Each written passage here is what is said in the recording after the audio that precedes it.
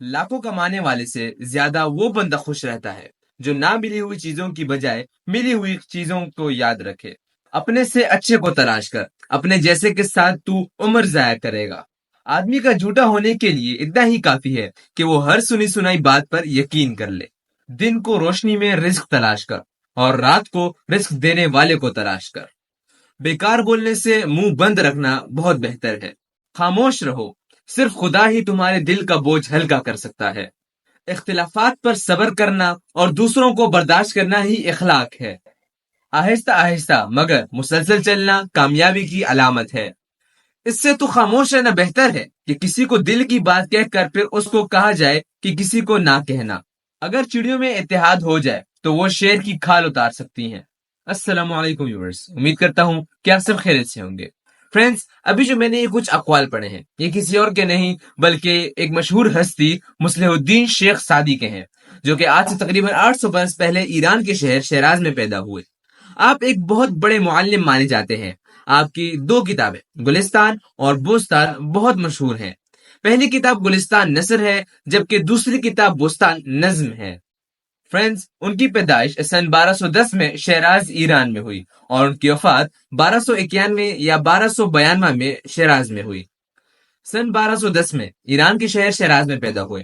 آپ کے والد کی وفات آپ کے بچپن میں ہی ہو گئی تھی۔ اپنی جوانی میں سعدی نے غربت اور سخت مشکلات کا سامنا کیا اور بہتر تعلیم کے لیے اپنے آبائی شہر کو خیر آباد کہا اور بغداد تشریف لے آئے۔ آپ نے المدرسہ النظامیہ میں داخلہ لیا، جہاں آپ نے اسلامی سائنس، قانون، حکمت و فلسفہ، تاریخ، عربی ادب اور اسلامی الہیات کی تعلیم حاصل کی۔ سعدی شیرازی نے جامعہ نظامیہ سے فارغ تحصیل ہونے کے بعد متعدد ملکوں کی سیاحت کی۔ وہ شام، مصر، عراق اور انطولیہ بھی گئے، جہاں بڑے شہروں کی زیارت کی، گاہکوں سے بھرے پر رونق بازار دیکھے، اعلیٰ درجہ کے فنون لطیفہ کے نمونے سے محظوظ ہوئے اور وہاں کے علماء اور فنکاروں سے ملاقاتیں کی۔ آخرکار وہ جہاد صوفیوں کے ایک گروہ میں شامل ہو گئے جو صلیبی جنگوں میں شریک تھا۔ ان کے ساتھ مل کر انہوں نے جنگیں لڑیں۔ ایک ایسی ہی جنگ میں وہ جنگی قیدی بنے اور 7 سال اس کیفیت میں گزارے۔ ایک غلام کی حیثیت سے وہ خندقیں کھودنے کے کام پر متعین رہے۔ مملکوں نے تاوان ادا کیا تو جنگی قیدیوں کو رہا کیا گیا، جن میں سعدی شیرازی بھی شامل تھے۔ قید سے رہائی کے بعد سعدی شیرازی یروشلم یعنی بیت المقدس چلے گئے۔ وہاں سے مکہ اور مدینہ کا رخ کیا۔ 20 برس کے طویل مسافت کے بعد سعدی شیرازی آخرکار اپنے آبائی وطن ایران پہنچے، جہاں انہیں اپنے پرانے رفقا کے صحبت میسر آئی۔ سعدی نے بہت سی کتابیں تصنیف کی، جن میں گلستان اور بستان کو زیادہ شہرت ملی، مگر ان کے علاوہ عربی قصیدے قافیہ میم، طیبات، بدائع، خواتین، قصائد فرسیہ، میراثی، طمعات، مسلسات، فارسی، عربی اور ترکی میں قصائد عربیہ، ترجیعات، مقطعات، مجلس حزل، متائبات، رباعیات، مفردات اور غزلیات بھی ہیں۔ خراسان میں ان کی ملاقات ایک ترکی امیر تغلق سے ہوئی، جن سے بہت جلد گہری دوستی ہو گئی۔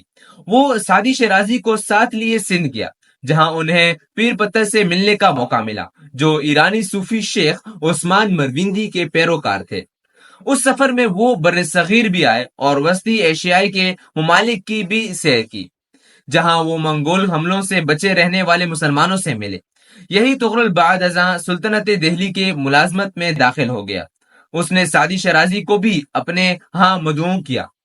سعدی شیرازی جو ثقافتوں کی رنگا رنگی کے شائق تھے، اس دعوت پر لبیک کہتے ہوئے چل پڑے اور دہلی اور گجرات میں جا کر رہے۔